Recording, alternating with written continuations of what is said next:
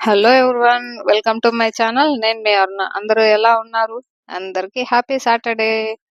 ఈరోజు రెసిపీ అయితే గోబీ రైస్. అందుకు కావాల్సిన పదార్థాలు అయితే ముందుగా చూసేద్దాం.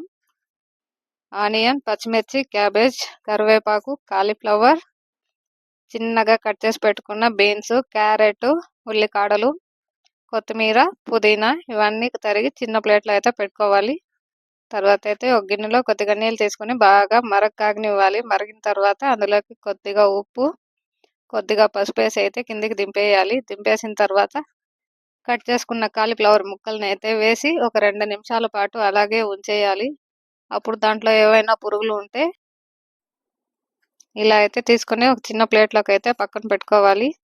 తర్వాత ఇందులోకి ఒక 1/4 టీ స్పూన్ ఉప్పు, ఒక 3/4 టీ స్పూన్ కారం పొడి, ఒక 1/4 teaspoon food colour add చేసి అందులోకి 2 టేబుల్ స్పూన్ల కార్న్ఫ్లోర్, 1 టేబుల్ స్పూన్ మైదా వేసి బాగా ముద్దలాగా గట్టిగా కలిపి పెట్టుకోవాలి.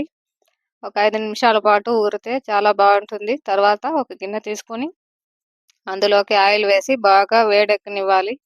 వేడెక్కిన తర్వాత కలిపి పెట్టిన కాలీఫ్లవర్ని ఇలా పకోడీలాగా అయితే వేసేసుకోవాలి. వేసి ఒక 5 నిమిషాల పాటు ఉంచితే చాలు.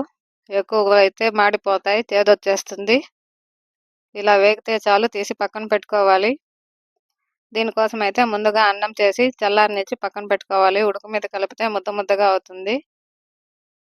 తర్వాత ఒక బాండ్లీ తీసుకుని కొద్దిగా ఆయిల్ వేసి బాగా వేడెక్కిన తర్వాత పచ్చిమిర్చి, ఆనియన్, కరివేపాకు, క్యాబేజ్, సన్నగా కట్ చేసుకున్న బీన్స్, క్యారెట్, ఉల్లికాడలు అన్నీ వేసి అయితే పచ్చివాసన పోయే వరకు వేగనిస్తే చాలు.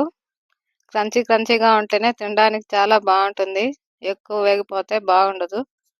ఇలా వేసుకున్న తర్వాత వేయించి పక్కన పెట్టుకున్న కాలీఫ్లవర్ ఉంటుంది కదా, దాన్ని కూడా ఇందులోకే వేయాలి.